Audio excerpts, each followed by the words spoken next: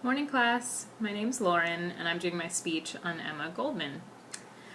Emma Goldman is best known as a rebel, an anarchist, and an activist for the use of birth control. She was a feminist who was also an avid writer and lecturer. She was born on June 27th, 1869 in what is now Lithuania, but was then Russia. Born in a Jewish ghetto, she moved early in her life to St. Petersburg, where she became involved with university radicals. Emma moved to America in 1885 with her half-sister, where she then worked in a textile industry in Rochester, New York.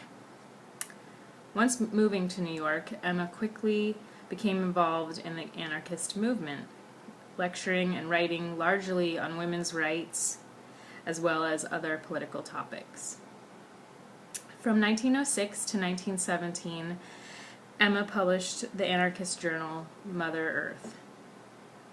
In 1917, Goldman and longtime friend and lover, as well as fellow anarchist writer, Alexander Berkman, were sentenced to 2 years in prison for conspiring to induce persons not to register for the then newly instated World War I draft. Once released from prison, Goldman and Berkman, as well as others, were deported back to Russia. Once being deported back to Russia, Emma spent time in England, France, and Canada. She passed away in Toronto on May 14, 1940, at the age of 70. The speech that I will give, Emma gave in 1916. Before being imprisoned on February 11, 1916, for distributing literature about birth control. She was addressing a courtroom during her hearing for these charges. A quote in one of her articles in her journal, Mother Earth, is as follows: "So great is the misery of the working classes that 17 abortions are committed in every 100 pregnancies. Emma saw abortion as a tragic consequence of social conditions and birth control as a positive alternative." And here goes the speech.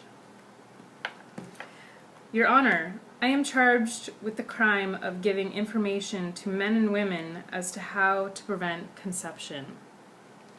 For the last 3 weeks, every night before packed houses, a stirring social indictment is being played at the Candler Theatre. I refer to Justice by John Gasworthy. The counsel for the defense, in summing up the charge against the defendant, says among other things, Your Honor, back of the commission of every crime is life, palpitating life. Now what is the palpitating life back of my crime? I will tell you, Your Honor. According to the Bulletin of the Department of Health, 30 million people in America are underfed. Your Honor, what kind of children do you suppose these parents can bring into the world? I will tell you, children so poor and anemic that they take their leave from this our kind world before their first year of life. In that way, 300,000 babies, according to the Baby Welfare Association, are sacrificed in the United States every year. This, Your Honor, is the palpitating life which has confronted me for many years and which is back of the commission of my crime. After all, the question of birth control is largely a working man's question, above all, a working woman's question.